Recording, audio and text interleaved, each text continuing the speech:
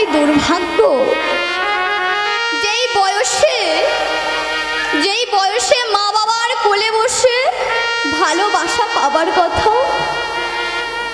আদর পাবার কথা, সেই বয়সে সে তার মা বাবাকে হারিয়ে বসে রইল। ওই ছোট্ট 5 বছরের শবরীটি তার মা বাবাকে হারিয়ে ফেলল।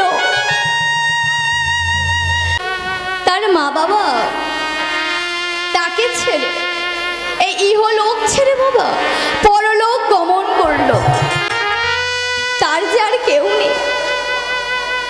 সেই 5 বছরের শবরী প্রভুকে চিৎকার করে বলছে, দয়াময়, দয়াময়, আজ যে আমার কেউ নেই, আজ আমার কেউ নেই, দয়াময়।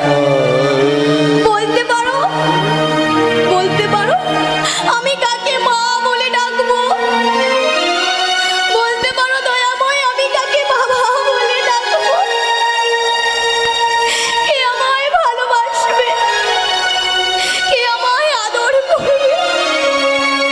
বাবা, এই জীবনে যার মা বাবা থাকে না, মা বাবা চলে যায়, তার যে আর কেউ থাকে না, তার জীবনটা বড়ই কঠিন হয়ে যায়।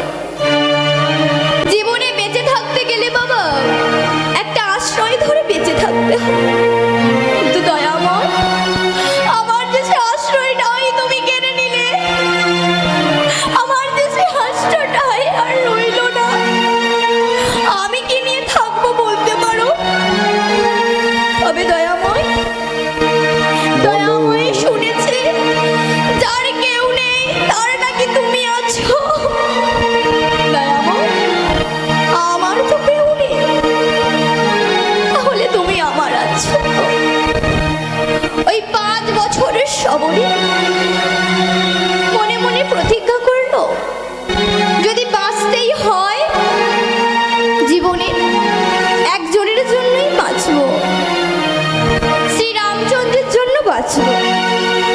এইভাবে বাবা রাম রাম করতে করতে তার জীবনের কাল বেলা চলে গেল।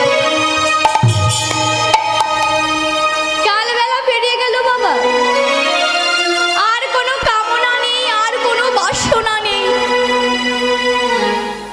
শেষ বেলায় এসে দয়াময়কে বলছে, দয়াময়, দয়াময়, শুনেছি ডাকার মতো ডাকলে নাকি তুমি আসো,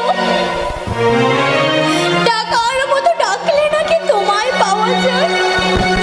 দয়াময়, তবে কি আমি ডাকার মতো ডাকতে পারলাম না? আমি কি ডাকার মতো তোমায় ডাকতে পারলাম না দয়াময়? নাকি আমার ডাকটা সঠিক ছিল না? আমার ডাকটা সঠিক ছিল না? ও বুঝেছি, আমি নিজ জাতির মেয়ে বলে, আমি নিজ জাতির মেয়ে বলে তুমি আমায় দেখা দিলে না, তাই তো? আমি নিজ জাতির মেয়ে বলে তুমি আমায় দর্শন দিলে না দয়াময়।